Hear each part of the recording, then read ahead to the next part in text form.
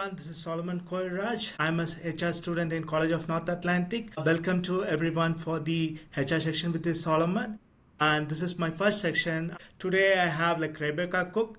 She was having a 20 years of experience in, handling a team and, as a human resource profession. And today we have here with us and currently she works as a HR director, managing director of Avalon. Hi, Rebecca. How are you? Hi, Solomon. I'm great. Thank you so much for having me. Happy to be a part of this series that you're doing. Yeah, thank you for time. I know you how busy you are, but the time which I got, it is precious for me because the young profession like me want to know more about the industry because everything the organization will do revolve around it's a kind of benefits or training and development or hiring people. It's all around human resource. So moving to the first question, I could ask you why you choose to be a HR as a profession in HR. Yeah, great question. I mean, so for me, back when I was kind of going through university, and where it really stemmed from was a love of people really, but then trying to ensure that people had the supports and tools and an employee experience that they deserved or wanted in a organization. And I really saw early in my career, I spent the bulk of my career at one of the big four consulting firms, and I saw really early in my career there how leadership decisions and HR practices really can shape the team, the company, what people do. And that really still motivates me to this day. I've brought all of that to my current role and the work that I do here at a local tech startup company. And I really genuinely see the impact that HR has on the day-to-day business and being able to influence culture and how the organization runs has been really important to me. Yeah, and following up to the question, I do see you started your HR profession in Deloitte. Yes. That was completely accounting, finance background or financial firm. So when did you stepped into the company Avalon Holographics is all about technology? Yeah. What is the change you did, and what is the what is the change over how the transition was? Yeah, so great question. For me, it didn't really matter so much about what the industry is. I'm still applying all of my HR practices just in a very different industry and learning things differently in a different way. So while I was in a very different industry, that focused more on accounting, professional services, I feel all of my experiences that I got there were able to help me pivot into but also in a tech space. So I didn't really feel that the transition was all that difficult. To be frank, yes, I mean, I didn't know what this tech space was in this tech ecosystem, so of course had to sort of navigate that. But from a HR standpoint, I was still able to apply all of my principles and processes that I had come to learn over the years. Why I ask this question is, my next question is, how HR profession can be moved beyond the administrative work, becoming a visionary leader to shape up the organization. We are planning something. For example, the COVID and last summer in the Newfoundland we had wildfires. So I could say that the family, the wildfires, there's so much of uncertainty is there because certain areas was locked and government was telling that precautionary steps. To be a HR leader and managing director, I could say that you cannot plan anything because so true. If you are staying around that area, you are also impacted by this time, but you have to step on the shoes and you have to get them everything straight. So what was your call on being a missionary leader? I mean, I think for me, to your point, Solomon, you can't plan for everything. I mean, we navigated a pandemic when I first started here at Avalon, and a couple of months later we were in a pandemic, and none of our HR training had ever really prepared us for that. So I think it really came down to being resilient and as a team of people just trying to figure it out, right?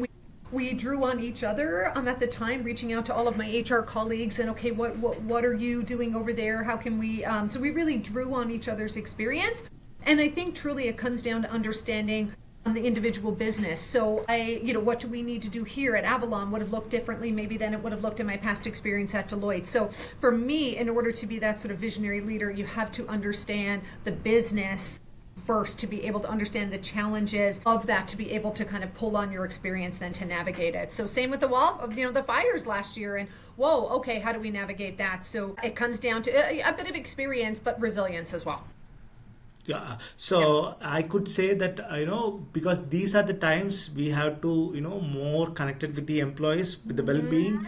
So Exactly. I feel that being in HR, keeping the talent in the organization, it's so important, because apart from compensation benefit, we have to see more things. So that was my question. Moving to my next question, what are all the modern challenges we have? Like the biggest challenges you see as a HR profession today? Because we have like a lot of information on the internet, like companies are paying more, or giving more benefit. So what is the challenge point you have? Yeah. I mean, I think a little bit to what we sort of talked about even in the previous question. I really believe the biggest challenge itself right now is just navigating a tremendous amount of complexity, right?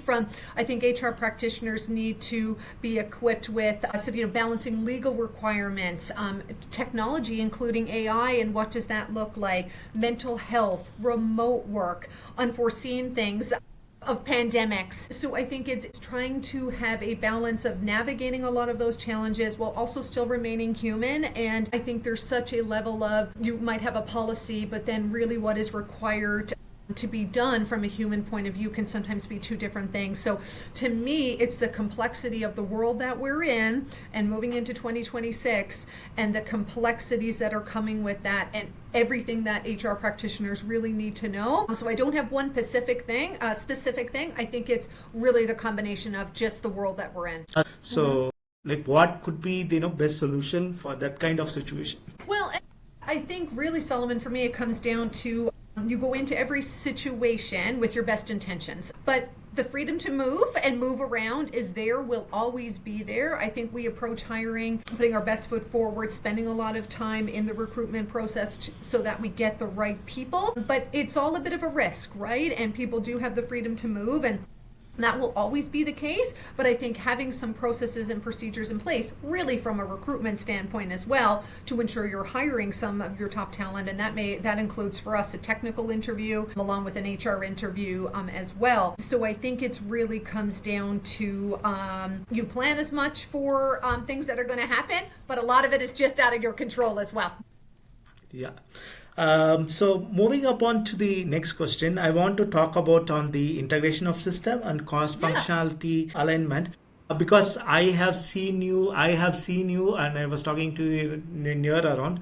I have seen you as a energetic HR, making decisions.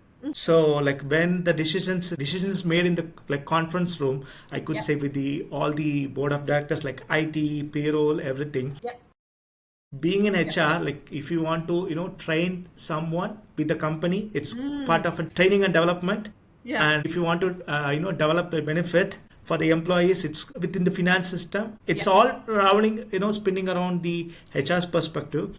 I know it's been the tough part being in HR, that to HR director, I could say you have to see all the things, because the enthusiasm you have, other department might not have because of the financial position they have. So in that kind of case, I could say how you are going to frame your policy or the training plan, because you might had a better plan, but technically, that particular team will not able to do that because of the budgeting constraint. But for HR, if you feel that I can do it better for the employees, so did you get a chance to be in that situation?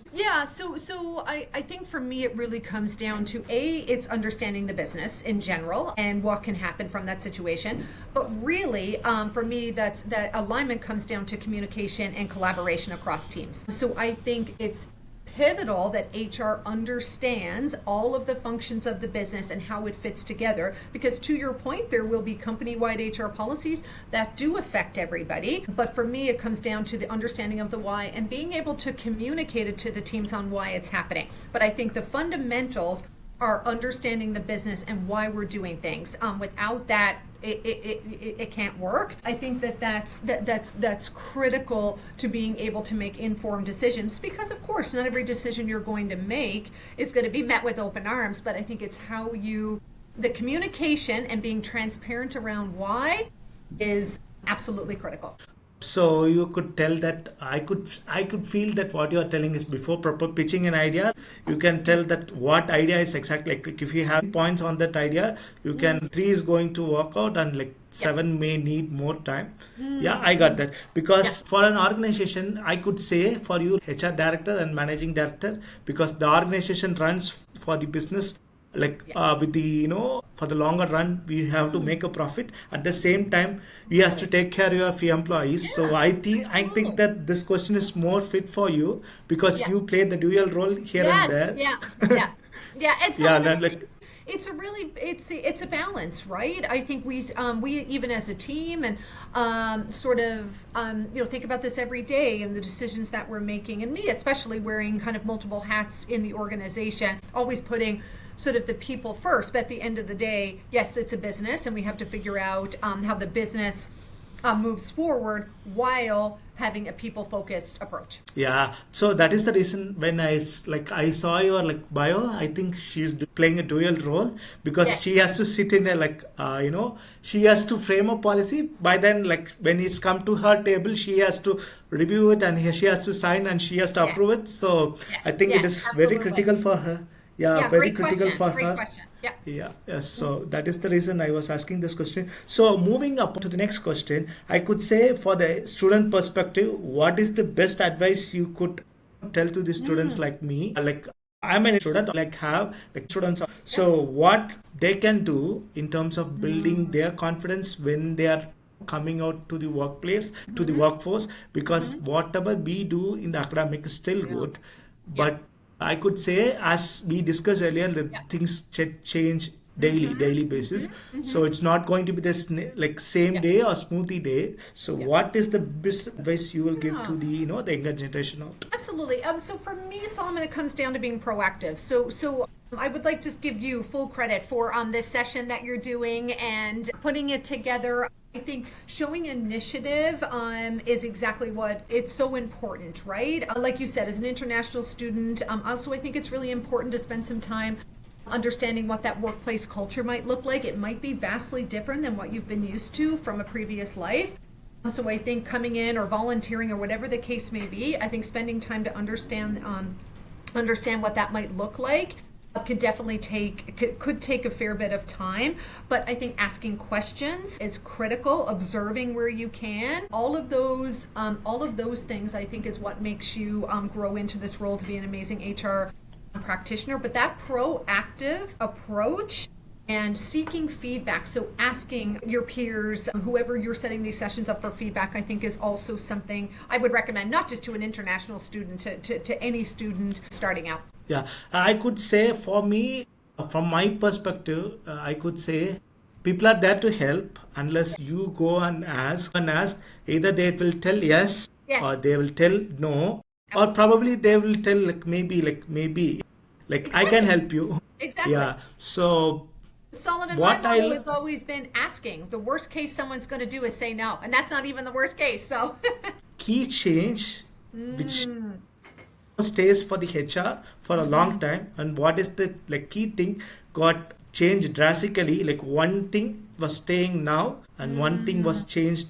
I have seen 20 years before, but I am seeing it now, and same thing. 20 years before I see it, but good question. I mean, I think the first thing that comes to my mind is technology in itself, our ability now navigating AI and what that looks like in so many ways, Solomon. That's making our lives easier as HR practitioners, giving us, instead of being bogged down in a lot of administrative stuff that I used to have to do, say 20 years ago, we now have the tools that can really help make our lives in some ways go quicker. So I would say that has been a very big difference. I think navigating people-related challenges that maybe we didn't have, working remote, mental health, all things that I don't think we navigated as much as HR practitioners back 20 years ago. So I would say the people complexity and the technology would be the two of the things I see as different than when I first started. So what I can sense based upon the answer, like whenever you frame a policy now, like you have to think upon which this policy is going to be giving a benefit for the employees, which boost their production. Like for an example, instead of giving an employee taking an off because of the mental health problem or like some other thing, rather than giving us, like in your organization, if you are giving like 1 day of work from home, it's ease out like 2 hours of work, still he can produce 100% of work. It makes sense, because as a HR student, I can understand that, because the certain things when we go to discussion later on, we will not understand this concept. But as you mentioned, I can figure it out. Okay, when these people are discussing something, so I have to watch upon these areas, because it's going to bring someone's morale, like employee morale, and brings maximum productivity. Absolutely. So moving on to the next question, how can the mentorship or the guidance, because I do see like there are a lot of professions for the HR, recruitment, training and development, and like benefits, compensation, and if you want to work for the legal stuff like union and labor relations. So what is this like mentorship, so that someone want to plan the career, how they want to plan the career? So I would say just for me, I mean, mentorship in general has been a massive impact on my career. I think back to relationships that I still have, but I think back to some amazing leaders who have provided me with, honest feedback, have challenged me, have really helped me think beyond my current role. I think those conversations and leaders that I've had and mentors that I really value. It's been more valuable to me than any formal training I've gotten in school, or I think it's just been so impactful. So I think formal mentorship can look different. And I don't even think it has to be formal. I think it can be very informal. I think look for people that you respect and value their career, and reach out to them, ask them for advice. I think be prepared, respect their time, and follow through. I think, Solomon, you're a testament to that. You've done that. You are doing that. I think it's so valuable. I still have mentors that I call upon to this day to say, hey, and how would you help navigate this situation? So you will have people that you value and trust, hopefully, for the whole part of your career. And I feel very strongly that I wouldn't be where I am today without developing those relationships and navigating that throughout my entire career. To this day, still, constantly. Yeah, the one key takeaway from this point, I could say, like students like me, if you move like from down to the top in the ladder, I could say still you need a mentorship. I could say, like as you said, like you had a problem, you had a phone a friend who is mentoring that one, because we as a student sometimes we assume that we can handle this issue better, but it is like the key point is, like if you have someone gone through and able to handle the situation, like it is key takeaway from me. So one last, Solomon, to follow up on that, like I never work in a silo, right? Like we all have things that we have experiences that we can draw from, and so having that network around you is incredibly important. So this is the last question for the session. What are the core skills should new HR graduate has, focusing on the 2 or 3 years down the line? Because it's like right from the college, fresh blood, and we need to know we are in the learning curve, and we need to what is the typically you might see in my company, I have seen you might work with these several internship students or freshly graduate students. What is the core skill you might think about they might have? Yeah, I think for me, it comes down to communication. So I think for me, it's learning how to ask the right questions. I think that is critical in this field.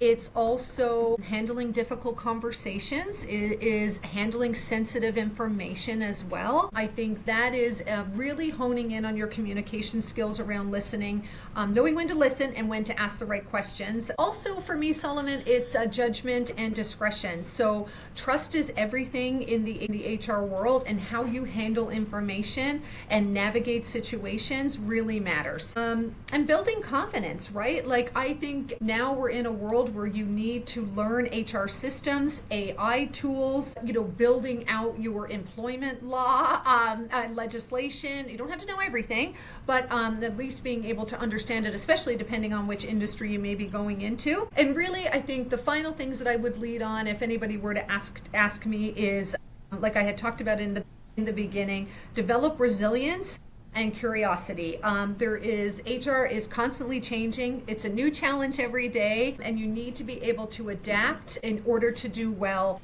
And I think to be able to function and have a great career in this field. It's not for everybody, but when it clicks, it clicks. Yeah. Adding upon since you talked about AI, so I could say like AI is a great tool for the HRs in terms of this one. Potentially, what I could say that AI is a best helping tool. Probably we have to read through a document or something. It's going to be a page or 15 page or 16, 20 pages. And if you give to AI, it's going to key concept. So do you think that the policy might, as I might get a project. Previously, they might do giving a half a day time because of the AI. I think now the deadline is going to be changed because 1 hour we can change it because whatever the AI do, we have to proofread it. We cannot totally rely on the. Do you think that change is going to happen because the deadline previously like 1 or 2 days when come to like half a day because we are integrated with the AI? What do you feel that? Yeah, I think it will, right? And I think that comes down to the adaptability piece, right? Like I think things are constantly changing, and just as an example of, we would take months to do a compensation review, but now that we have AI tools that are able to help us from a data entry standpoint, I mean, you've got to double check everything, of course, but that then gives us back so much time to be able to spend more time on analysis. So I think you're just shifting your time, where maybe you were once spending more time on data entry, you don't have to as much. So I think it's just being adaptable to what AI can do for us as we grow, but also you can't trust it 100%. So you do need to go back and double check. But that adaptability piece, I think for sure, and using it. I mean, it's here to stay. But how do you integrate it into your business? I think is important as well. Yeah.